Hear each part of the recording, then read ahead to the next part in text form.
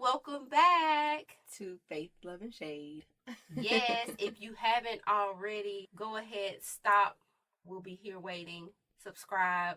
If you're listening on iTunes, we have new reviews on iTunes, by the way. I just realized that, so Good. I'm excited. Shout out to whoever gave us a review. You guys are listening to us.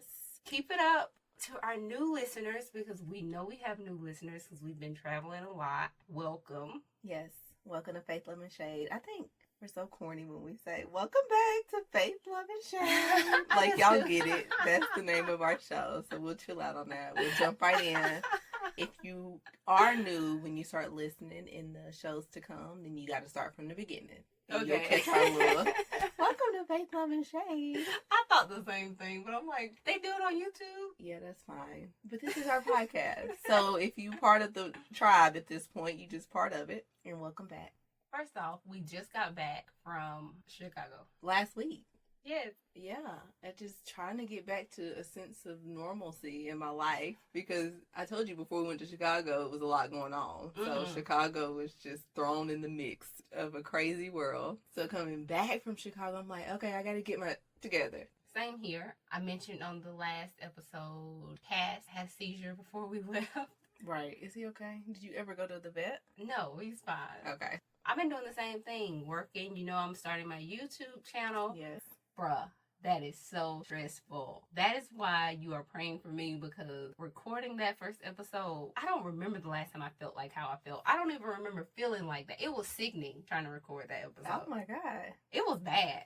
I think you're thinking about it too much, because when you were like, I'm going to let you just edit the vlog that we made for you guys for Chicago, I was thinking about it. I was like, I was doing a lot of the talking when I started editing, and it was my first time doing it. I'm just talking away, and I'm editing this, and I am laughing at myself and critiquing myself. Like, what are you doing? Why do you keep smacking? Why are you talking like this? Like, what is wrong with you? So I can imagine how it feels being in front of a camera. Exactly. That's a lot. And here's the thing. I only looked at the footage for the first time last night when I recorded it about 3 days ago. It just feels awkward in front of the camera. It wasn't that bad. You have to put it out to see how other people feel about you. I wish y'all could see my face when she said that. No, I think you're doing too much thinking about it. How's your book going? You're in a book club. Oh, I'm loving it. Our first discussion was last weekend, and it almost felt like a therapy session. Loved it. So I'm excited. Oh, wow. Speaking of therapy session, and you mentioned counseling in our last episode, so that's what triggered today's topic. I figured we needed to talk about counseling and therapy in the Black community. It's discussed more now, but I don't think people really know how serious it is. Right. Serious in a sense of, like, okay, for example, I was having a conversation with a friend the other day, and we were on the phone, and my aunt called. So when I got back on the phone with my friend, I was like, my aunt is coming into town, and she called me to let me know that she was coming so she could hang out with me. Additionally, she wanted to know if I needed some Xanax. And the person I'm talking to goes, wait, what? Explain this. No, I do not want to hear about your drug problems. What type of anxiety do you have? Have you been medically diagnosed? Being really judgmental. That's how I feel. Well, you did just tell her she's bringing you some Xanax. She's bringing some Xanax. But I'm like, hold up, stop. I had a lot of grace in that moment because I was very offended. However, I said, if you must know, yes, I do have a shrink. I have 2 prescriptions. What's the prescription I got that's similar to Xanax that starts with a C? Is it not Klonopin? Yeah. Is it Klonopin? Yeah. Okay. See, Kiara knows. Yeah. I'm like, I have one for panic attacks, and I have Zoloft for every day. I don't take my Zoloft because I don't want to be a zombie every day, and I couldn't go through that phase, so I didn't take the medicine. As far as my panic attacks, I have the Clofin, whatever. It does jack scrap. And the copay to go see my shrink is $40. And Xanax, for those that don't know, it's like a suppressant. It's definitely a suppressant because it mellows you out. It mellows you out. So, yeah, it's a suppressant, and it's a type of drug that's usually for anxieties and sometimes depressions and other things along those lines. Yes, and Zoloft is most commonly known for depression, although I don't have depression. And mood swings, because my mom is on Zoloft for, I think it's mood swings. Okay. So Zoloft is more of a attitude, like a behavior type medication. So yeah. So it kind of makes you consistent with how you are. Yes. With your moods. Yeah. That's exactly what it is. Yeah. So the crazy thing is, I went to my gynecologist and I was telling him how my PMS is crazy. Like, now that I'm off birth control and have been for years, my cycle is normal. And he was like, well, we can try you on some Zoloft. And I'm like, right. I'm in an OBGYN office and they're just trying to give out medication that is for mood disorders. And I was like, something about that just didn't sit right with me. Because you can't just, you haven't even diagnosed me. You just heard me talk to you about PMS, which is completely normal, people, ladies, to have mood swings before your period. You're going through hormonal changes. Right. But to offer me Zoloft, right, after you haven't talked to me about my life, you don't know what's going on, like, that threw me off. Okay, one of the side effects of Zoloft, which is what I don't like, and my doctor warned me about it when he gave it to me, it gets worse before it gets better. So there's a 2-week phase of you just feeling down before it mellows you out. I tried a day and was like, nope, I'm not doing this. So I don't take it. As far as the Clofin, or whatever it's called, that I have, it is the equivalent of Xanax. The only reason she's bringing the Xanax is because she knows it does absolutely nothing. Anyway, when I had that conversation, it triggered something in me that was like, you mentioned that you have anxiety or mood swings or depressions. People automatically start to judge you and they don't even know what they're talking about. In addition to not only my psychiatrist who has prescribed me this medicine, I started going to counseling my junior year of college. My take on that is, when people judge when it comes to different mood disorders, anxieties, and such, they just haven't experienced it on a level that you may have experienced it on. So their coping mechanism may look different to them than it does to you. But they also may need to see one of the places that you've been and don't even realize it. Right, that's what I think so it is. It's more so is the stigma around us seeking help for things that we go through the problem more so than the problem. Because I feel like we all go through certain emotions and different behaviors throughout our life. That's life. You're constantly changing and evolving. But the problem and the stigma behind it is, I don't want to be on any type of medications. So I think we have to kind of break that down to people, that there are places you can get help without even having to get medication. Right. I've tried both routes. Right. So for me, I went to see, I don't even think she was a shrink or a psychiatrist. She was like just a general practitioner. I went to see her and she talked to me for a little bit. You know, when you seek out a general practitioner, you can see the areas in which they study. And some of them can talk to you and prescribe things to you in certain areas. So she was one of those that had anxiety on hers. When she prescribed me some of the, I think it was Klonopin or whatever the one you had, and it just really didn't make sense to me for me to be taking that after seeing her. But I did get it and I got it prescribed to me. It took me getting to the counseling part where I realized helped me the most. Right. So either way it go, I have sought help for a problem that I have in my life. Right. And that is something that I think is the problem with people. They don't realize that you can get help. Right. See, mine was the opposite of yours. My first time going to a psychiatrist was last year. Okay. But I started counseling back in my junior year of college. And you're right about that, because when we were having this conversation, I said, you actually could use some. And she was like, my mom says that. And I'm like, no way, because I have addictive personality. And I'm like, okay, that's understandable. Exactly. It's understandable for you to not think about doing that. But there are alternatives to seeking a psychiatrist. You can seek counseling. Sometimes people are lacking guidance in their life that they're able to receive. There's a difference in being able to talk to people about what's going on with you in your life, but you may have a pre-notion about that person that you're not really, you hear them, but you're not making any changes to your life, and your life can continue to be on the route that it is. That's true. Some people do need someone who is not always involved in their life to hear them out that can talk to them about certain areas and make you have a different perspective. That's true. And start getting better. The key is knowing you. That's the key, to at least be real with yourself. Yes. Like she said, I have addictive personality. Mm-hmm. You know that about you. I don't even remember the last time I touched my clothing or anything like Right. that. I don't have addictive personality, so it's okay for me. Additionally, I know that counseling was not enough because I don't have a everyday problem. Sometimes I just feel like I cannot breathe. Mm-hmm.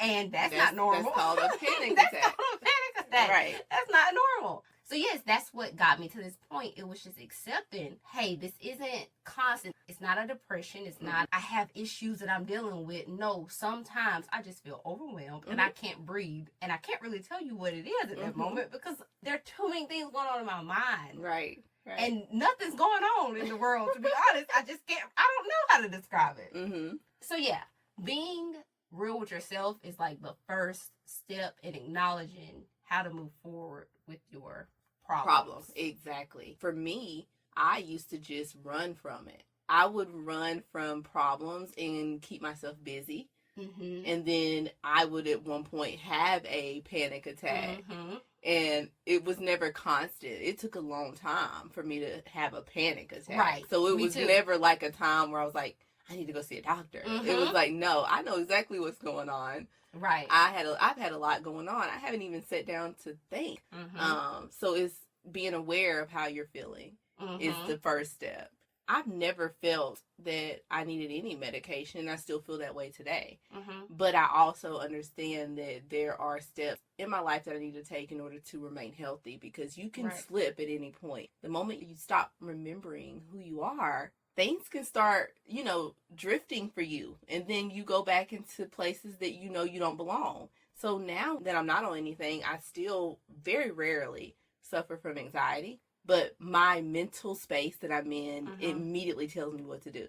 I may be like, all right, I need to get up. Let me go work out. That has been helping you. Go work out. You know what I'm saying? Mm-hmm. And I'm able to get out of that space. I was running this. But have you ever taken anything for your anxiety? Or like you had a moment where you like, hold up, I need something to calm me down? No, but I like Xanax. But to be honest with you, it's not because I was like, I just wanted to feel that feeling. Oh, you got an addictive personality. I don't have an addictive personality. I wanted to feel that feeling because I was like, I just want to chill today. I get what you're saying. It's because I can be on go. I can perform. I can talk to everybody. But sometimes I want to chill. So, no. I get it. It's like that pen. And it's like that pen we got. Yes. So, listen, I don't want anything prescribed to me. Let's get it out there. I don't want anything. I don't need anything. But I'm not against it because I think some people haven't got to that realization. Right. That there's other alternatives. Some people abuse it and some people actually need it. So you got to figure out what you want it for. Like, exactly. What do you need it for? So, yeah, and that's me. I don't drink. Mm-hmm. So I don't have really vices. Like if I'm taking something, it's because I'm having a moment. I can't. I'm about to fast out. Right. I remember when we were talking, this was years ago, you were telling me how overwhelmed you were. Better yet, you weren't overwhelmed. This is when we first started talking about our anxiety and how we were dealing with adulting. And you was like, Shavicia, I came home one day this week and I went in my room, I laid across the bed, and I just cried. Mm-hmm. And I just cried. And I just woke up the next morning. Like nothing ever happened. Like it was almost like released it, let it go. It's crazy because I'm like, girl, I do that in the car. That's how I know stuff has hit the fan. I'm having a panic attack. Sometimes I will be in the car in traffic, and I just started crying. And I don't know what's wrong. Mm-hmm. I can't really describe it. It's just a lot. And people who don't experience that, or some people who do, they think that's normal. They pacify it. They cover it up. Or they just simplify it. It's just life. Right. Like, it's just life. You go through things. That's fine. And that's true. But at some point, you got to face what's going on. Mm-hmm. You have to face what's going on inside of you. And that's where counseling helped me and why I enjoy counseling so much, because we got to the root of the problem. Mm-hmm. And I feel like it's not always the root of the problem that causes you to have certain episodes, but it's a trigger in the likeness of the root of the problem. That is why you can't emotionally handle it, or you have an episode, a panic attack, or a meltdown where you're crying.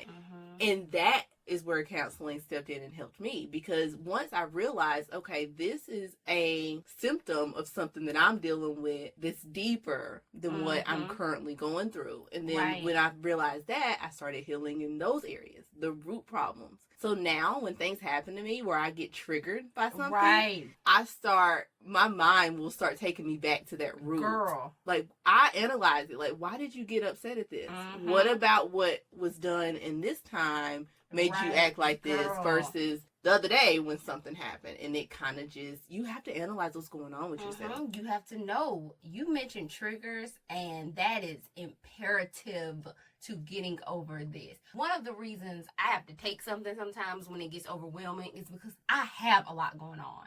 Like, I have a lot of business stuff going on, and I can't shut down. I don't have the time to shut down. Gotcha. Sometimes I do. I know I can just cut everything off and chill. But sometimes I need to take something and keep on going because I can't afford to shut down right now.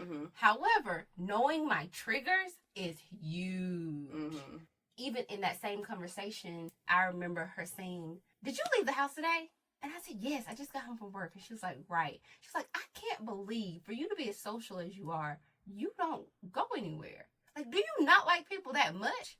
I said, "A little bit." And secondly, I know me. If I'm out, traffic triggers me. Sometimes talking to people triggers me. I just don't want to deal with it. And I have so much going on, I can't afford to be triggered. So you know of things to avoid in order for you to have a productive day. Right. I avoid a lot of stuff because it'll trigger me. But do you feel that that's healthy? Or do you feel that that's healthy for you? Because that may, like, to your friend's point, that doesn't look good in her eyes because there's something wrong. But for you, if that's healthy for you, and if you completely feel healthy in your life, then I feel like that's okay. If for any reason you don't feel like, oh, this is healthy for me, then you need to go dig and work at those areas. Exactly. And that's what I mentioned.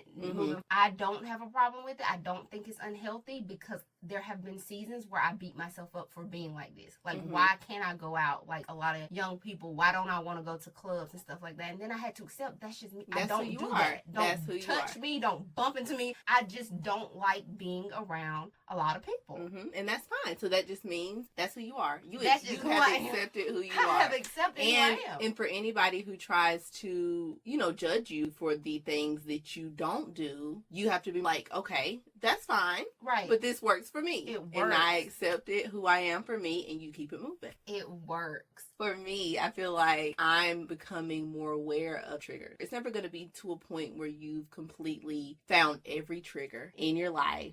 They're going to always come up, and you're always going to have to deal with it, analyze it, and you make a decision at that moment how you want to move forward. And accepting that. Any moment you try not to accept that this isn't for you, this isn't right for you, this isn't right for your life, something's wrong with this. You felt this type of way about this situation. And eventually I got to a point where I realized you can't erase things that have happened in your life. And sometimes there is just going to be like a residual thing that's still there that you never get rid of. Right. And the past isn't going anywhere. It happened, but accept what happened and move on. Is there anything else that you want to add or give tips for people who may be going through any type of anxiety in their life? Any panic attacks, any downness or depression, or days where you just don't want to do anything? Know who you are. Like, be honest with who you are. Acknowledge it. And that's the first step to getting over it. I'm aware of who I am and I'm good with that. I know that I'm probably going to have a conversation with my future spouse that goes like, look, if I'm sitting or I walk away and I get real quiet or I'm in my closet, leave me in there. I'm going through something right now. Right. Give me a moment. I would say, of course, like you said, know who you are and always remember who you are. Even in those times where you don't know what's going on, where life's taking you, it's just getting lost in the sauce. Right, because it's life, and it throws a lot at you. That's true. But it's been real. Yes. And you can reach out to us if you need anything. Not me, Kiara. At faithloveandshade.com. If you have any questions, concerns, or if you want to know who we went to see and would like to be referred to them, Right. or counselor, or should be see a psychiatrist, hit us up. We hope this show has been beneficial like all the rest of them. And we'll catch you guys later.